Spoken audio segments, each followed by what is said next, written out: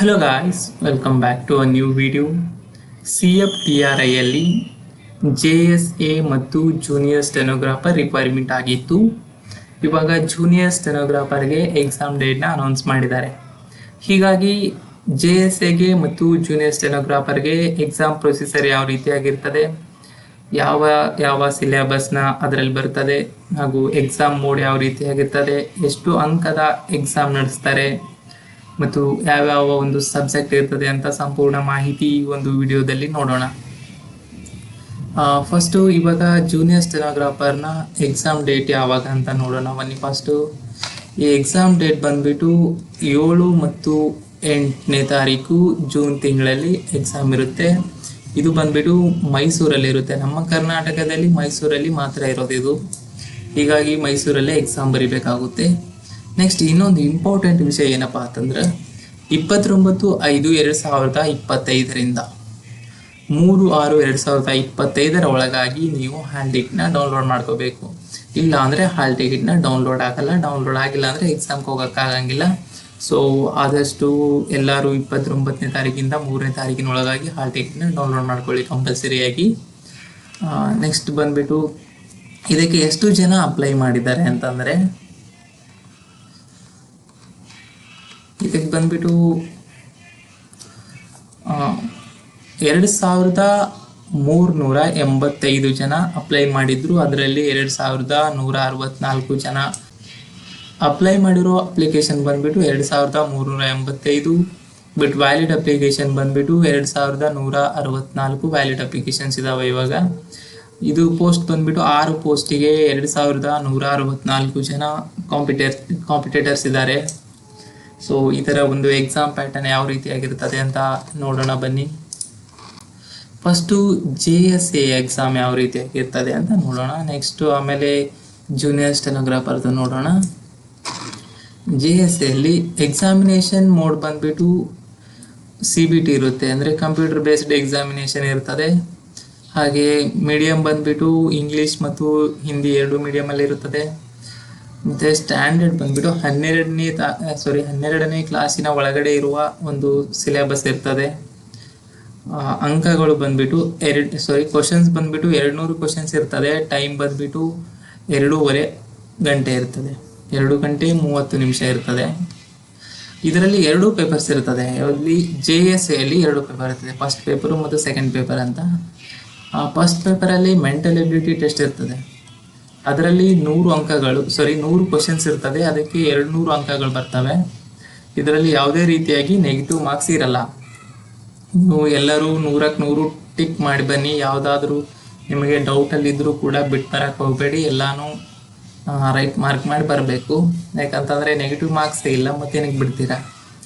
Second paper ಬಂದುಬಿಟ್ಟು 2 ವಿಷಯಗಳು ಸೇರಿರ್ತವೆ. ಅದರಲ್ಲಿ ಒಂದು ಜನರಲ್ ಅವೇರ್ನೆಸ್, ಇನ್ನೊಂದು ಇಂಗ್ಲೀಷ್ ಲ್ಯಾಂಗ್ವೇಜ್. ಈ ಜನರಲ್ ಅವೇರ್ನೆಸ್ಸಲ್ಲಿ 50 ಕ್ವಶನ್ಸ್ ಇರ್ತವೆ, 150 ಮಾರ್ಕ್ಸ್ ಇರ್ತದೆ.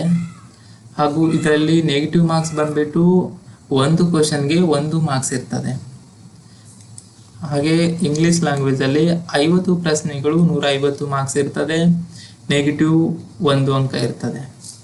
ಅಂದರೆ 1 ತಪ್ಪು ಮಾಡಿದರೆ 1 ಮಾರ್ಕ್ಸ್ ಕಡಿತಗೊಳ್ತದೆ ಅದರಲ್ಲಿ. ಹೀಗೆ ಟೈಪಿಂಗ್ ಟೆಸ್ಟ್ ಯಾವ ರೀತಿ ಇರ್ತದೆ JSAದಲ್ಲಿ ಅಂದರೆ 10 ನಿಮಿಷಗಳ ಕಾಲ ಟೈಪ್ ಮಾಡಬೇಕಿರ್ತದೆ. ಅದರಲ್ಲಿ ಇಂಗ್ಲೀಷ್ ಲ್ಯಾಂಗ್ವೇಜ್ ನೀವು ತಗೊಂಡಿದ್ರೆ 35 ವರ್ಡ್ ಪರ್ ಮಿನಿಟ್ ಟೈಪ್ ಮಾಡಬೇಕು. ಹಿಂದಿ ಲ್ಯಾಂಗ್ವೇಜ್ ತಗೊಂಡ್ರೆ 30 ವರ್ಡ್ ಪರ್ ಮಿನಿಟ್ ಟೈಪ್ ಮಾಡಬೇಕು. ಹಾಗೆ ಇದರಲ್ಲಿ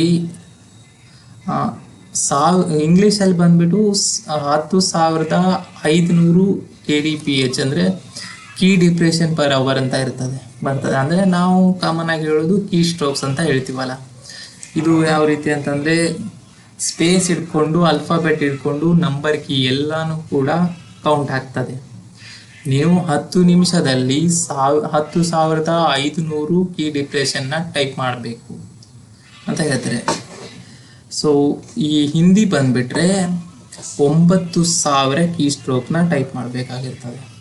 ಈ ಕೀ ಸ್ಟ್ರೋಕ್ ಅಂದರೆ ಯಾವ ಥರ ಇರ್ತದೆ ಅಂತ ನೋಡೋಣ. ಇವಾಗ ಫಾರ್ ಎಕ್ಸಾಂಪಲ್ ಇಲ್ಲಿ ಒಂದು ವರ್ಡ್ಸ್ ಇದೆ ನೋಡಿ, ಸ್ಕೀಮ್ ಆಫ್ ಟೈಪಿಂಗ್ ಟೆಸ್ಟ್ ಅಂತ. ಈ ಸ್ಕೀಮ್ ಆಫ್ ಟೈಪಿಂಗ್ ಟೆಸ್ಟ್ ಇದೆಯಲ್ಲ, ಇದು ಎಷ್ಟು ವರ್ಡ್ ಕಾಣ್ತದೆ ನಮಗೆ? 1 2 3 4 ವರ್ಡ್. ಈ ಥರ ಕೌಂಟ್ ಮಾಡಲ್ಲ ಅವರು. 5 ಅಕ್ಷರ ಕೂಡಿದ್ರೆ ಒಂದು ವರ್ಡ್ ಅಂತ ಕೌಂಟ್ ಮಾಡ್ತಾರೆ. ಈಗ ನಾವು ಕೌಂಟ್ ಮಾಡೋಣ ಇದು ಎಷ್ಟು ವರ್ಡ್ ಆಗುತ್ತೆ ಅಂತ.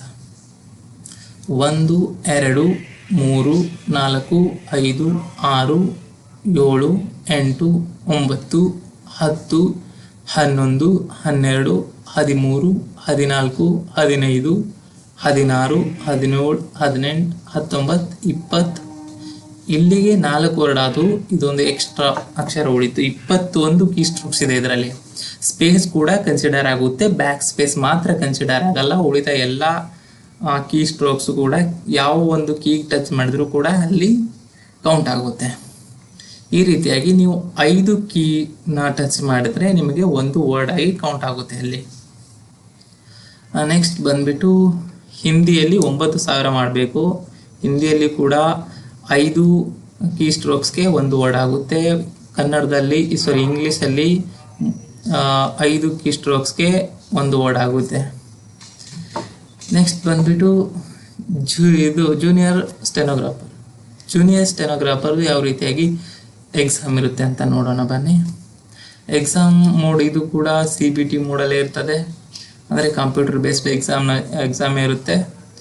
ಇದರಲ್ಲಿ ಕೂಡ ಹಿಂದಿ ಮತ್ತು ಇಂಗ್ಲೀಷ್ ಎರಡು ಕೂಡ ಇರ್ತದೆ. ಕ್ವಶನ್ ಪೇಪರು ನಿಮಗೆ ಯಾವುದು ಈಸಿ ಆಗುತ್ತೆ ಅದನ್ನು ನೋಡಿಬಿಟ್ಟು ಟಿಕ್ ಮಾರ್ಕ್ ಮಾಡ್ಕೊಳ್ಳಿ. ಅದನ್ನು ಓದ್ಬಿಟ್ಟು ಟಿಕ್ ಮಾರ್ಕ್ ಮಾಡಿ. ದೆನ್ ಇದು ಕೂಡ 12ನೇ ಕ್ಲಾಸ್ ಒಳಗಿನ ಸಿಲೆಬಸ್ಸೇ ಇರುತ್ತೆ. ಕ್ವಶನ್ಸ್ ಬಂದ್ಬಿಟ್ಟು 200 ಕ್ವಶನ್ಸ್ ಇರ್ತದೆ. ಟೈಮ್ ಬಂದ್ಬಿಟ್ಟು 2 ಅವರ್ ಇರ್ತದೆ. ಇದು ಪೇಪರ್ ಒಂದೇ ಇರ್ತದೆ. JSAಗೆ 2 ಪೇಪರ್ ಮಾಡ್ತಾರೆ, ಬಟ್ ಈ ಸ್ಟೆನೋಗ್ರಾಫರ್ಗೆ ಒಂದೇ ಪೇಪರಲ್ಲಿ 3 ಪಾರ್ಟ್ ಆಗಿರ್ತವೆ. First part general intelligence and reasonings ಇರ್ತದೆ. 50 ಕ್ವಶನ್ಸು 50 ಅಂಕ ಇರ್ತದೆ. ಇದಕ್ಕೆ 0.25 ನೆಗೆಟಿವ್ ಮಾರ್ಕ್ಸ್ ಇರ್ತವೆ. ಮತ್ತು ಜನರಲ್ ಅವೇರ್ನೆಸ್ಸಲ್ಲಿ 50 ಕ್ವಶನ್ಸ್ ಇರ್ತದೆ, 50 ಅಂಕ ಬರ್ತವೆ. ಅದರಲ್ಲಿ ಕೂಡ 0.25 ನೆಗೆಟಿವ್ ಮಾರ್ಕ್ಸ್ ಇರ್ತದೆ. ಇಂಗ್ಲೀಷ್ ಲ್ಯಾಂಗ್ವೇಜ್ ಆ್ಯಂಡ್ ಕಾಂಪ್ರಿಹೆನ್ಷನ್ ಅದು 100 ಕ್ವಶನ್ಸ್ ಇರ್ತದೆ, 100 ಅಂಕ ಇರ್ತದೆ. ಅದಕ್ಕೆ 0.25 ನೆಗೆಟಿವ್ ಮಾರ್ಕ್ಸ್ ಇರ್ತದೆ. ಈಗ ಸ್ಟೆನೋ ಎಕ್ಸಾಮ್ ಫಸ್ಟು CET ಮುಗೀತು, ಅಂದರೆ CBT ಎಕ್ಸಾಮ್ ಆದಮೇಲೆ ಸ್ಟೆನೋ ಎಕ್ಸಾಮ್ ಇರ್ತದೆ ನಿಮಗೆ. ಸ್ಟೆನೋ ಎಕ್ಸಾಮಲ್ಲಿ ಯಾವ ರೀತಿಯಾಗಿರ್ತದೆ ಅಂತಂದರೆ 10 ನಿಮಿಷಗಳ ಕಾಲ ಡಿಕ್ಟೇಟ್ ಮಾಡ್ತಾರೆ ನಿಮಗೆ.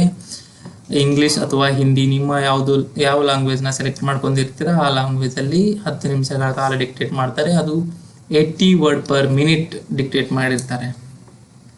ಅದನ್ನು ನಿಮಗೆ ಟ್ರಾನ್ಸ್ಲೇಟ್ ಮಾಡಲು ಸಮಯ ಕೊಡೋದು. ಇಂಗ್ಲೀಷಿಗಾದರೆ 50 ನಿಮಿಷಗಳ ಕಾಲ ಕೊಡ್ತಾರೆ, ಹಿಂದಿಗಾದರೆ 65 ನಿಮಿಷಗಳ ಕಾಲ ಟೈಮ್ ಕೊಡ್ತಾರೆ. ಇದು ಏನಂತಂದರೆ ಇದರಲ್ಲಿ ಯಾರು ಎಲಿಜಿಬಲ್ ಆಗ್ತೀರಾ ಅವರು ಮೆರಿಟ್ ಲಿಸ್ಟಲ್ಲಿ ಹೆಸರು ಬರ್ತದೆ. ಇದು ಎಲಿಜಿಬಲ್ ಟೆಸ್ಟ್ ಅಂತ ಕನ್ಸಿಡರ್ ಆಗ್ತದೆ. ಇನ್ನೇನಾದರೂ ನಿಮಗೆ ಡೌಟ್ಗಳು ಬಂದರೆ ಕಮೆಂಟ್ ಮಾಡಿ ಹೇಳಿ, ನಾವು ಅದಕ್ಕೆ ಆನ್ಸರ್ ಮಾಡ್ತೀವಿ. Thank you for watching.